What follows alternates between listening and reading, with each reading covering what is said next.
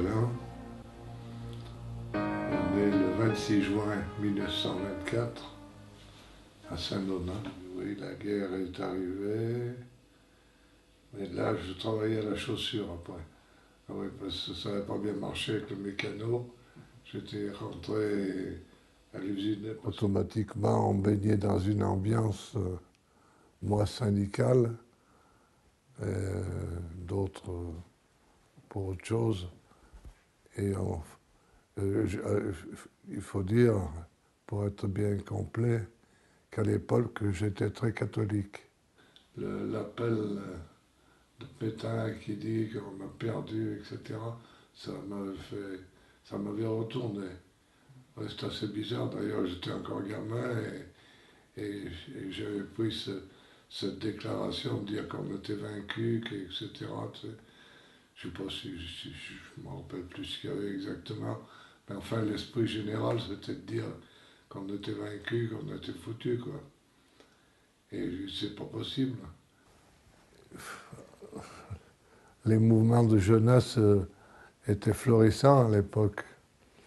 Dans un pays comme chez nous, il y avait les jeunesses communistes, il y avait les jeunesses socialistes, il y avait la JOC dont j'étais responsable. Et il y avait tout un climat de résistance dans ce petit pays de Saint-Donat.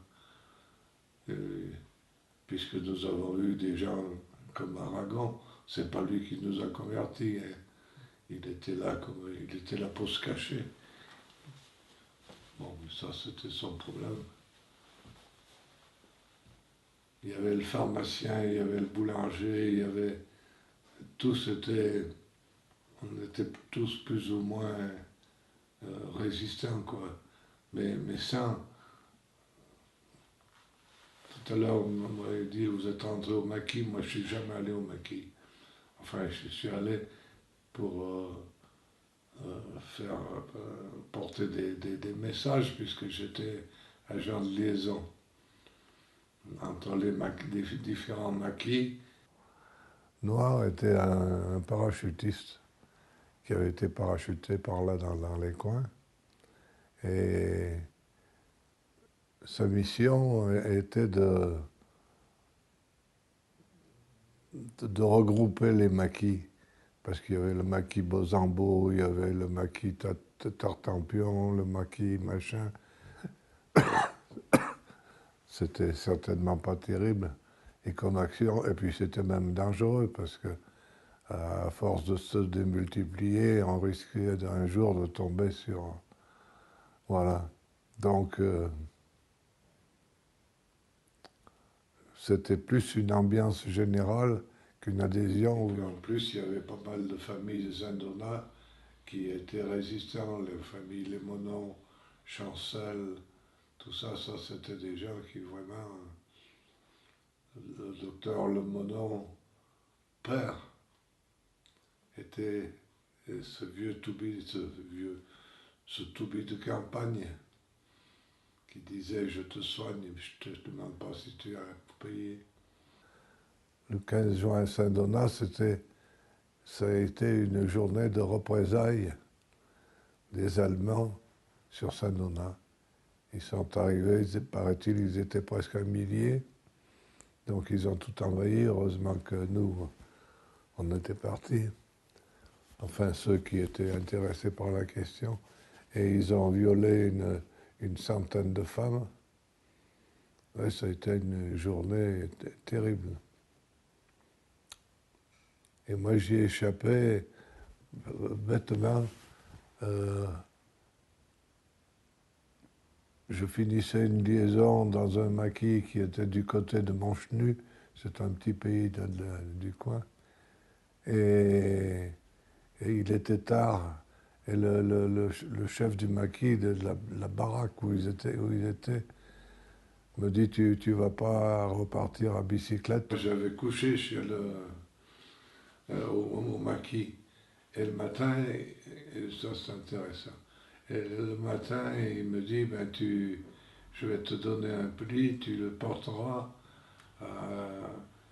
un groupe de résistants qui est en dessus de Tain-l'Hermitage.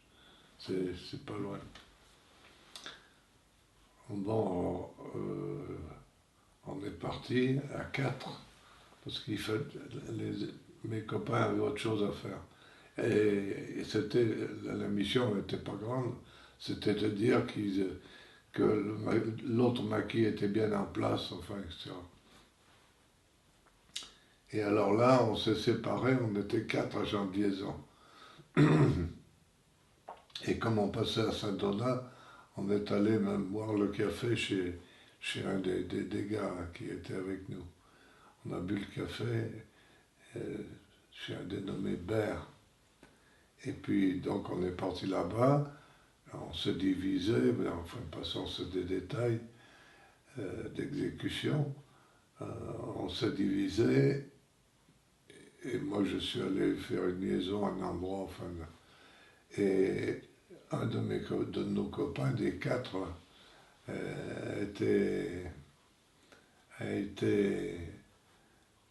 m'a dit, parce que je l'ai commandé un petit peu, rien du tout. Il m'a dit, moi j'irai bien dans cette région, je connais bien, enfin dans ces quartiers plutôt, je connais bien, ce sera plus facile, bien sûr. Il avait son petit ordre de mission et on s'est séparés. Chacun est parti dans son coin.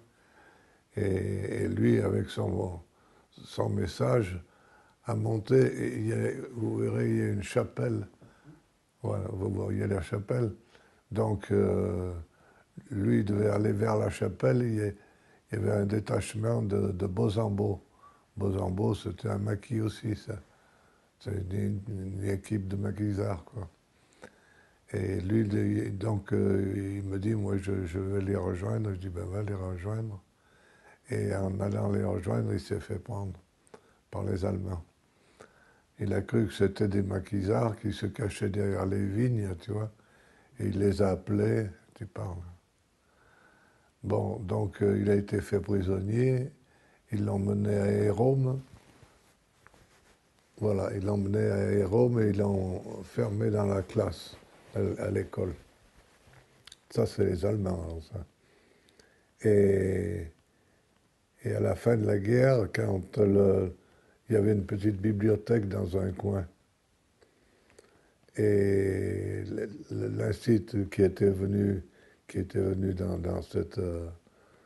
dans cette école nommait, quand il enlevait de temps en temps un bouquin, et sur la première page, il y avait écrit « Lisez la mare au diable ».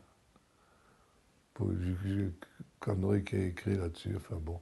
La première fois, c'était là, la deuxième fois, c'était un talent, puis la troisième fois, il a cherché la mare au diable. Et ils ont trouvé une lettre, je dis que elle représente totalement la résistance, formidable. Où il écrivait à ses parents, je serai sans doute fusillé, mais sachez que j'ai toujours fait ce que j'ai pu, enfin, etc., quoi. Une lettre formidable. C'est la lettre de Georges Bert. Voilà, il y a une rue quand même, Georges Bert, à Saint-Donat. C'est pour ça que je vous disais, le souvenir le plus terrible, c'est le 15 juin, ça, il n'y a pas longtemps d'autre. On n'y est pour rien, d'ailleurs. On n'y est pour rien, mais enfin, ça a été la journée la plus terrible. Je ne sais pas si vous le remarquez, mais hélas, il me semble que nos jeunes de 18-20 ans actuellement, ils n'ont pas la foi à quelque chose, quoi. Moins que nous, peut-être à l'époque. Une vie s'est vite passée. Ça aussi, c'est une réflexion.